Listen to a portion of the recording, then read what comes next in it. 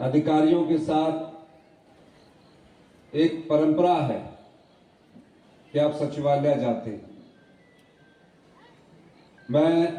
मैंने उस परंपरा को तोड़ा और मैं अनाथ बच्चों के पास गया। उन बच्चों के पास जिन बच्चों की ना तो माता थी ना पिता था, वो अनाथ आश्रम में रहते थे। उनकी भावनाओं को समझा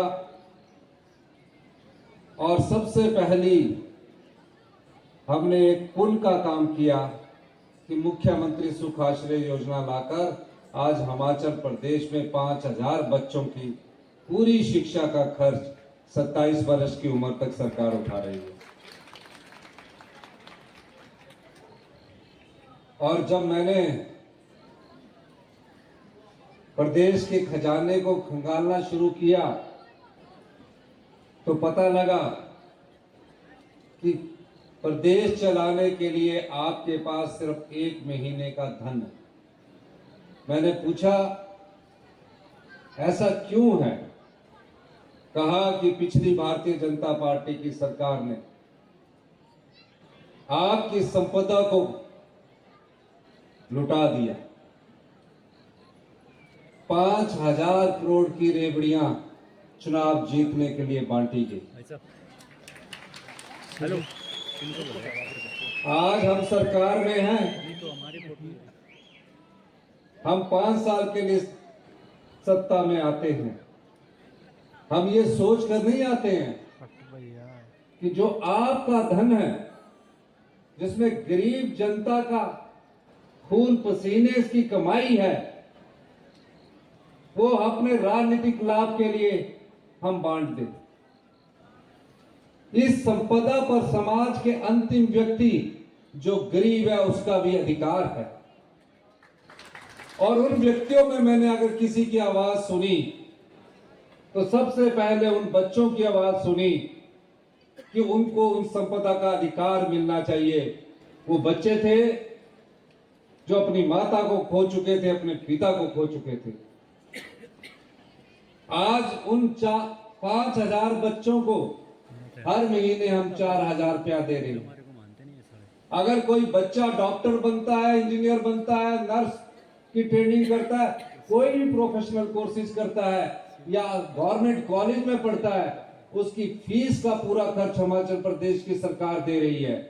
मुझे खुशी है इस योजना को अमली जामा पहनाने के लिए मुझे 8 महीने लग गए और आज बच्चे अपना स्वाभिमान से जिंदगी जी रहे हैं। होता क्या है, जो बच्चा अनाथ हो जाए, गरीब हो, तो कोई अमीर आदमी उसको कुछ पैसे देके पढ़ाना शुरू करता है।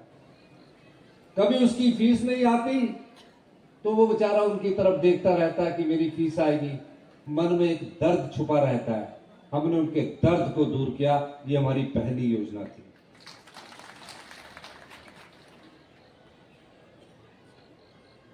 बाईस जून से जो रेवड़ियां पिछली भारतीय जनता पार्टी की सरकार ने बांटी, अभी मैं सुन रहा था संस्थान खोलने की बात हो रही है। अगर आप लोगों ने संस्थान खोलने थे तो चुनाव से 6 महीने पहले, 9 महीने पहले संस्थान नहीं खुलने चाहिए थे। चुनाव से पहले संस्थान खुलने चाहिए थे। मुझे पता लगा रेणु कश्यप जी हमारी बहन ने कहा कि यहां आईपीएच का डिवीजन खुलना चाहिए। मैंने पूरी विधानसभा में कहा कि मैं राजगढ़ गया हूं, राजगढ़ के लोगों को आईपीएच की डिवीजन की जरूरत है और आईपीएच का डिवीजन हमारी सरकार ने खोला। ये बात मैं क्यों कह रहा हूं? हमें दोबारा सरकार चाहिए। इस दृष्टिगत से पिछली भारतीय जनता पार्टी की सरकार ने काम किया। स्कूल खोलना कोई बड़ी बात नहीं है, हेल्थ इंस्टीट्यूशन खोलना कोई बड़ी बात नहीं है, नोटिफिकेशन हो जाए। लेकिन वो हेल्थ इंस्टीट्यूशन क्या खोलना जिसमें डॉक्टर भी कभी ना आ सके? वो शिक्षा संस्थान भी क्या खोलना? नोटिफिकेशन कर दी, +2 हो गया, 10वीं हो गया और स्कूलों में टीचर तक ना हो। इस प्रकार के संस्थान खोले। हमने कड़वा फैसला किया। हमने कहा पहले हम शिक्षा संस्थानों को और हेल्थ सेक्टर को मजबूत करेंगे। हमने 600 के करीब पिछली भारतीय जनता पार्टी के द्वारा जो सरकार द्वारा जो संस्थान खोले थे, जो चुनावों से पहले खोले थे, कोई 4 साल पहले के कोई संस्थान बंद नहीं किए। अगर आप 2 चुनावों से 3 साल पहले भी खोल देते तो भी मैं संस्थान बंद ना करता। चुनावों से राजनीतिक लाभ के लिए ऐसे संस्थान खोल दिए गए जहां नियुक्तियां ही नहीं हुई है, जहां डॉक्टर कभी जिंदगी में आएगा ही नहीं। हम ऐसे संस्थान खोलकर जनता को बेवकूफ नहीं बनाना चाहते, ये हमने किया। कोई भी मुख्यमंत्री हो, कोई भी मंत्रिमंडल के सदस्य हो, विधायक हो, वो हमेशा ये सोचता है कि मैं दोबारा से दोबारा जीत कर आऊं। मैं हमेशा ये सोचकर काम करता हूं कि मैं आज के लिए मुख्यमंत्री हूं, मुझे अगला फैसला उस समाज के अंतिम और गरीब और किसान के लिए करना है जो इस संपदा का सही मायने में हकदार है। यही नहीं, मैंने देखा, अनुभव किया कि कई परिवार गरीबी रेखा से नीचे रहते और कई बहुत अधिक सामर्थ्य बन चुके। कई परिवार मुझे ऐसे भी मिले, कई युवा विवाहित जोड़े ऐसे भी मिले जिनके पति की अचानक मृत्यु हो गई। बच्चे स्कूल में पढ़ रहे हैं, पढ़कर डॉक्टर बन रहे हैं, इंजीनियर बन रहे हैं। डॉक्टर की फीस 1 लाख के करीब है।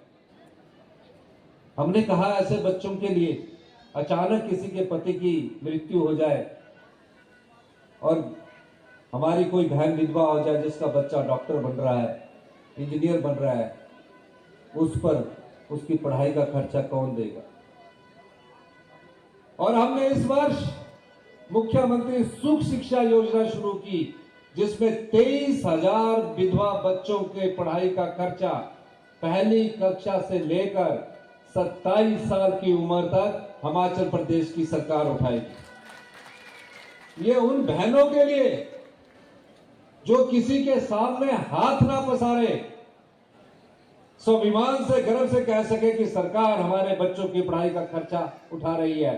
27 साल इसलिए उम्र तय की गई क्योंकि पीएचडी करने की, हम विश्वविद्यालय में थे, 27 साल तक पीएचडी करने का सारा जो खर्चा है, हॉस्टल का खर्चा है, वो 27 साल तक करना पड़ता है, उसने हमने किया। और 3,000 रुपया पीजी का खर्चे की भी बात करें। शिक्षा के क्षेत्र का हाल बताना चाहूंगा मैं, क्योंकि रेणुका माता के इस पावन भूमि पर मैं कुछ और बातें इसलिए बताना चाहता हूं। हम आपके साथ, गांव के लोगों के साथ, गवर्नमेंट स्कूल में पढ़ने वाले बच्चों के साथ हम धोखा कर रहे हैं। कैसे धोखा कर रहे हैं? मां बाप तो सोचते हैं कि मेरा बच्चा जा रहा है, स्कूल में पढ़ेगा। मैं भी गवर्नमेंट स्कूल से पढ़ा हूं। हमारे समय तो टाट हुआ करती थी, 8वीं के बाद बेंच मिला करता था। आज क्या धोखा हो रहा है? हम स्कूल में भेज रहे हैं बच्चे को, सुबह 10 बजे मां बड़े प्यार से तैयार होकर उसको भेजती है, सोचती मेरा बच्चा पढ़ लिख कर जब मैं बुढ़ापे में होंगी तो मेरा सहारा बनेगा, मेरे परिवार का सहारा बनेगा, कहीं रोजगार करेगा। शिक्षा की गुणवत्ता में इतना निचला स्तर हिमाचल प्रदेश में आज से पहले कहीं नहीं था। हम 21वें स्थान पर पूरे देश में पहुंच गए, जो पहले दूसरे स्थान पर हुआ करते थे। 5वीं का बच्चा दूसरी की किताब नहीं पढ़ सकता। ये हम लोगों के साथ धोखा कर रहे हैं, हम फैसले कर रहे हैं। मैंने कहा है, एक भी बच्चे के लिए अगर मुझे 15 से 20 हजार रुपए की गाड़ी लगानी पड़े, लेकिन उसको उस स्कूल में पढ़ाया जाएगा जहां पूरे टीचर होंगे, ताकि उसकी गुणवत्ता पर हम जोर दे सके। आने वाले बजट में इस योजना का हम जल्दी शुभारंभ करने जा रहे हैं। ये तो शिक्षा का स्तर हो गया। कॉलेज खोल दिए, टीचर ही नहीं है, डेपुटेशन पर डेपुटेशन मिलते हैं कि टीचर नहीं है। हम उस कॉलेज में जाने वाले बच्चे को भी पीजी का खर्चा भी आने वाले समय में देंगे ताकि वो अच्छी शिक्षा प्राप्त कर सके। हॉस्पिटल्स का क्या हाल है? हॉस्पिटल में आप जाते हैं, क्या देखते हैं आप? एक एक बेड पर कैजुअलिटी में दो दो आदमी पड़े हैं और डॉक्टर एक दो दो घंटे बाद आते हैं, नर्सेज आती है। क्यों ऐसा हाल हुआ? कभी आपने सोचा? जो रोगी है वो करहा रहे होते हैं, तड़फ रहे होते हैं। हर जगह हम बोलते हैं पीएससी खोल दो, पीएससी में डॉक्टर नहीं होता, नर्स तक भी नहीं हो, हम अभी दे सक रहे हैं। इसके लिए कौन कसूरवार है? कभी इस सोच को बदला नहीं। हम आए हैं, हमने कहा है कि डॉक्टर को, जो पहले मेडिकल कॉलेज है, जितने भी मेडिकल कॉलेज खुले हैं वहां डॉक्टर 8 घंटे ड्यूटी देगा, नहीं तो डॉक्टरों को 72 घंटे ड्यूटी देनी पड़ रही है। क्या देखेगा? कितने पेशेंट देखेगा? इसलिए हमने डॉक्टर पेशेंट का रेशो वर्ल्ड क्लास करने का निर्णय लिया है और स्टाफ नर्स पेशेंट का रेशो भी वर्ल्ड क्लास मेडिकल कॉलेज में करने का निर्णय लिया है। क्यों? ताकि 6 अगर नर्स, एक डॉक्टर अगर पेशेंट को 8 पेशेंट को देखता तो अच्छे से देखेगा, धक्के से नहीं देखेगा। सीटें बढ़ा रहे हैं, उन सब के लिए पैसे की जरूरत है। 5 साल सत्ता मेरे कहा कि ये जितने भी होटल हैं इनको मुफ्त कर दीजिए, पानी सबको मुफ्त कर दीजिए। कौन नहीं देना चाहता मुफ्त? पर क्या आप जानते हैं कि आप साफ पानी पी रहे हैं? नहीं पी पा रहे। ये सत्य है। आज हिमाचल प्रदेश पूरे इंडिया में नॉर्थ ईस्ट के बाद सबसे ज्यादा कैंसर के पेशेंट जनसंख्या आधारित है तो हिमाचल प्रदेश में है।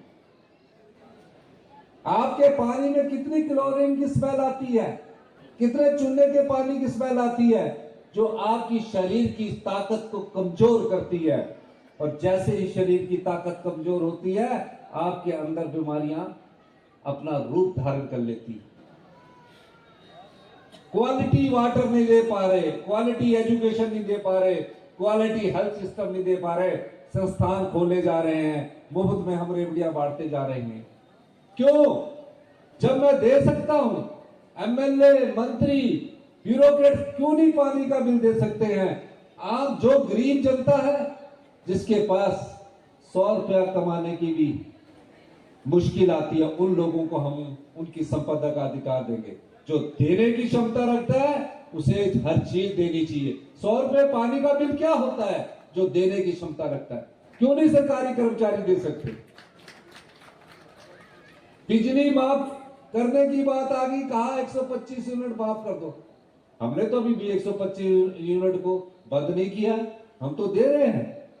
आपके बिजली का बिल पहले की तरह आ रहा है, लेकिन हमने कहा बड़े बड़े दुकानदार है, दिन का 1 लाख रुपया कमाते हैं, बड़े बड़े होटल है, 1-1 करोड़ साल का टैक्स देते हैं, उनको किस बात की सब्सिडी देनी है?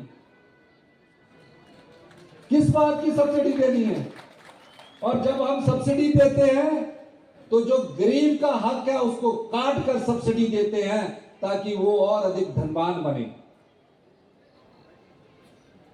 मैं ये भी कहना चाहता हूं उद्योगपतियों से, हमारी बिजली अगर उत्तराखंड, हरियाणा और पंजाब से हम 50 पैसे सस्ती देंगे, जो सुखराम जी बात कर रहे थे, आज भी सस्ती है, अगर नहीं होगी तो हम 50 पैसे उनको सस्ती देंगे। लेकिन जो गांव की जनता है, जो गरीब जनता है, जो मेरे किसान हैं, उसके अधिकार पर कुठाराघात पिछले 40 साल से होता है। हम अर्थव्यवस्था में सुधार कर रहे हैं। हमने मनरेगा की दिहाड़ी, मनरेगा में जो लोग काम करते हैं 240 रुपए से बढ़ाकर 60 रुपए बढ़ाई, 300 रुपए की है। क्यों किया? कोई मेरे पास डेपुटेशन लेकर नहीं आया था, ताकि गांव के आदमी जो बेचारे 100 दिन का, जिसको कांग्रेस पार्टी की नीतियां, डॉक्टर मनमोहन सिंह की नीति और सोनिया गांधी जी की सोच के अनुसार गांव में जो रोजगार की मनरेगा की नीति लाए, उसके द्वारा हमने उसमें 60 रुपए की बढ़ोतरी की, 240। जब से मनरेगा शुरू हुई किसी सरकार ने नहीं की, किसी ने मांग नहीं की। मैं खुद गांव में पला व्यक्ति हूं। आज उनको 300 रुपया मिलता है असेसमेंट करके, उनको कम से कम 250 रुपया मिलता है।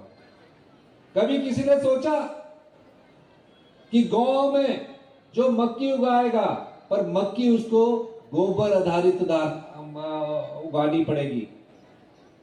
उस गोबर आधारित मक्की का मूल्य हमने 30 रुपए प्रति किलो किया और गेहूं का मूल्य 40 रुपए किलो किया। प्राकृतिक तरीके से जो मक्की उगाएगा, ताकि गांव में जो मक्की उगाता है उससे 30 रुपए किलो सरकार खरीदे। हमारी सरकार ने 2 महीने हैं, अभी 1 महीना और होना है। दूध जो खरीदा जाता था 32 रुपए लीटर द्वारा, मिल्क फेडरेशन द्वारा खरीदा जाता था, हमने बजट में प्रावधान किया और आज कई क्षेत्रों में दूध गाय का 45 रुपए प्रति लीटर के हिसाब से और भैंस का 65 रुपए प्रति 55 रुपए प्रति लीटर के हिसाब से खरीदा जा रहा है। सरकार खरीद रही है ताकि वो अपने आप को सामर्थ्य कर सके। ये योजनाएं हम आपके लिए लेके आ रहे हैं। अगले बजट में और ग्रामीण अर्थव्यवस्था को मजबूत करने के लिए योजनाएं लाएंगे। 80% हम लोग गांव में रहते, छोटे छोटे शहरों में रहते हैं, और हमारी संस्कृति जो है वो हमको जोड़े रखती है। मां रेणुका के मेले की संस्कृति भी हमको जोड़े रखी है। ऐसी योजनाएं हम लेकर आ रहे हैं। पुलिस कर्मचारी बेचारे दिन रात मेहनत करते थे। मेरे पास कई बार अधिकारी आते थे कि 13 महीने की तनख्वाह मिलती है, 8 रुपए ही रहने दो, 8 रुपए ही रहने दो। मैंने बोला उनको तो बेचारों को 8 रुपए रहने की नीति से बाहर निकालो। मैंने किसी को नहीं पूछा। सुबह मैं मॉर्निंग वॉक करने जा रहा था, 4 पुलिसकर्मी, मैं उनसे पूछ रहा था। मैंने बजट में 8 रुपए से बढ़ाकर 1000 पर मंथ डाइट मनी के रूप में पुलिस कर्मचारियों को दिया। 4% डीए दिया। हर प्रकार से समाज के सभी वर्गों को मिलना चाहिए। Rajiv Gandhi day boarding school शुरू किए जा रहे हैं। सरकारी स्कूलों में क्वालिफाइड टीचर है, लेकिन वहां हाजिरी कम होती जा रही है। साथ में प्राइवेट स्कूल है, टाई लगी। हमने कहा सरकारी स्कूलों के हेडमास्टर, प्रिंसिपल अपने आप अपने स्कूल की ड्रेस को तय करेंगे और पहली कक्षा से इंग्लिश मीडियम में उन बच्चों को पढ़ाया जाएगा, ताकि उनके बीच में कोई कमी ना रहे। इसीलिए हम कहते हैं कि जो दकियानूसी व्यवस्था 40 साल से चली आ रही है, उसमें बदलाव की जरूरत है। और जब बदलाव होता है तो थोड़ी बहुत चुनौतियां भी होती है, लेकिन मैं दृढ़ निश्चय शक्ति का व्यक्ति हूं। हम बदलाव करेंगे, कड़े फैसले लेंगे, लेकिन ऐसे फैसले आप लोगों पर असर नहीं डालेंगे, पर जो आपकी संपदा को लूट रहे थे उन चोर दरवाजों को हमने बंद किया। हमारी सरकार ने 1 साल में, जब 23-24 में जिस सरकार को विरासत में 75,000 करोड़ रुपए का भारतीय जनता पार्टी ने हमें कर्जा छोड़ दिया, 10,000 करोड़ की 6 पे कमीशन की लायबिलिटी हम पर छोड़ दी। डबल इंजन की सरकार थी। डबल इंजन की सरकार ने जब हम पर यह सारा कर्जा छोड़ा, उस दिन से हमने अपनी अर्थव्यवस्था को मजबूत करना शुरू किया। एक उदाहरण देना चाहता हूं कि हमने कैसे 2200 करोड़ रुपया कमाया। शराब के ठेकों की नीलामी होती थी। भारतीय जनता पार्टी के समय 10% रेवेन्यू पर ठेके दे दिए जाते थे। मैंने बैठक की, कहा कि शराब के ठेकों की नीलामी से पिछले साल 1500 करोड़ रुपया आया, अब इसको 10% रिन्यू करके 150 करोड़ रुपया बढ़ाकर और दे दिया जाए। मेरे पास कई लोग आए, शराब के ठेकेदार भी आए। मैंने कहा नहीं, इसकी बोली होनी चाहिए। भारतीय जनता पार्टी की सरकार ने 4 साल में 600 करोड़ रुपए कमाया, हमने 1 साल की नीलामी में जो आपकी संपदा लूटी जाती थी 600 करोड़ रुपया 1 साल में कमाया। और उसके अलावा हमने कहा जो शराब पीता है उसे दूध भी पीना चाहिए, 10 रुपए मिल्क सेस के लगाए और 130 करोड़ रुपया हम मिल्क सेस के रूप में हर साल कमा रहे हैं, जो हमने जो गाय और भैंस के दूध का मूल्य ज्यादा बढ़ाया। ये परिवर्तन है। हमने कई ऐसे परिवर्तन किए। मैं बताना चाहूंगा, सीमेंट की इंडस्ट्रीज है, अदानी जी की इंडस्ट्रीज है, बिरला जी की इंडस्ट्री है, वो किस तरह की सब्सिडी के हकदार हैं? क्यों हम उनको सब्सिडी दें? सीमेंट इंडस्ट्री लगी है, हमारी माइनिंग हो रही है, मैंने माइनिंग में भी सुधार किया, तकरीबन इस साल हमें उससे 300 करोड़ रुपया आया। मेरे पास आए वो। पिछली सरकार की कारगुजारी और बताना चाहता हूं मैं, क्योंकि मेरे साथी बैठे तो मैं याद इनको इसलिए कराना चाहूंगा कि वाइल्ड फ्लावर हॉल हमारा पावर प्रोजेक्ट से कैबिनेट ने फैसला कर दिया कि इनको 300 करोड़ रुपया दे दिया जाए, बिजली प्रोजेक्टों का अपफ्रंट प्रीमियम का। मैंने कहा कोर्ट के से भी फैसला हो गया कि ये गलत है। हमने दोबारा अपील फाइल की और जो 300 करोड़ ब्याज के साथ अदानी को देने थे वो नहीं मिले और हमारी फेवर में फैसला आया। हम आप लोगों के लिए हैं। मैं आपको एक आश्वासन देना चाहता हूं, मैं बार बार कहता हूं, चुनौतियां मेरे को अंदर से भी है, बाहर से भी होती है। हम चुनौतियों से घिरे रहते हैं, लेकिन समाज के सभी वर्गों में, जिसमें किसान आता है, महिलाएं आती है, युवा आते हैं, उन सबको हिमाचल प्रदेश की संपदा का अधिकार है। उस अधिकार का 70% हिस्सा महज 10% जनता उठा ले और 90% जनता को सिर्फ थोड़ा थोड़ा देकर हम बांटते रहे, ये इस प्रदेश की जनता के साथ अन्याय होगा। इसलिए इस न्याय के युद्ध में मुझे आपका साथ चाहिए। मैं बार बार कहता हूं, हम सत्ता में सत्ता सुख के लिए नहीं आए हैं, हम व्यवस्था परिवर्तन के लिए आए हैं। मेरा नाम सुख नहीं है, सुखराम चौधरी जी का नाम सुखराम चौधरी जी है। ये जनता की सरकार है, सुख की सरकार नहीं है, आम लोगों की सरकार है, गरीब लोगों की सरकार है। आपके नाम के आगे तो सुख है, आप तो सुख का अनुभूति कीजिए। हैप्पीनेस का मतलब है ये कि इनको हमने खुशहाली लानी है और हम इस दिशा में आगे बढ़ रहे हैं। जिस तरह के संकेत हमारी अर्थव्यवस्था में मिल रहे हैं, उससे हम 2027 में आत्मनिर्भर प्रदेश बनेंगे और 2032 में जो मैंने कहा है कि अच्छा टीचर होना चाहिए, हम सबसे समृद्धशाली और अमीर राज्य होंगे। उसका मकसद हमारा हेल्थ सेक्टर भी नंबर 1 पर होगा, शिक्षा का सेक्टर भी नंबर 1 पर होगा और गरीब आदमी की जेब में हमेशा पैसा रहेगा। तो उसे समृद्धशाली और अमीर राज्य कहते हैं। और मैं देखता हूं चर्चा, हमने फिस्कल प्रूडेंस किया, अनुशासन लाया, वित्तीय अनियमितताएं जो आपके समय 3 करोड़ रुपया सरकारी कर्मचारी और पेंशनों को ब्याज का दे दिया जाता है।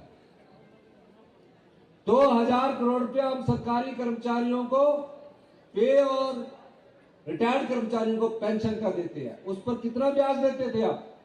3 करोड़ रुपया महीने का ब्याज देते थे, 36 करोड़ रुपया साल का देते थे। मैंने उसमें थोड़ा परिवर्तन किया कि इस ब्याज को जो बचाएंगे हम गरीब जनता में बांटेंगे। तो देश के प्रधानमंत्री जी ने भी वहां से बोल दिया कि वो उनके तो वेतन के लाले पड़ गए हैं। और जब हमने एक महीने में 2 वेतन दिए तो किसी ने नहीं बोला, 5 दिन पहले दिए किसी ने नहीं बोला, डीए दिया किसी ने नहीं बोला, 75 साल से ऊपर का पूरा एरियर दिया, किसी ने नहीं बोला। क्लास 4 कर्मचारियों को 20,000 रुपया दिया, किसी ने नहीं बोला। और सोशल मीडिया में चर्चाएं होती रही। अभी कुछ दिन पहले बीजेपी के जो विधायक दल के नेता है जयराम ठाकुर जी, पूर्व मुख्यमंत्री, जो समोसे खा रहे थे।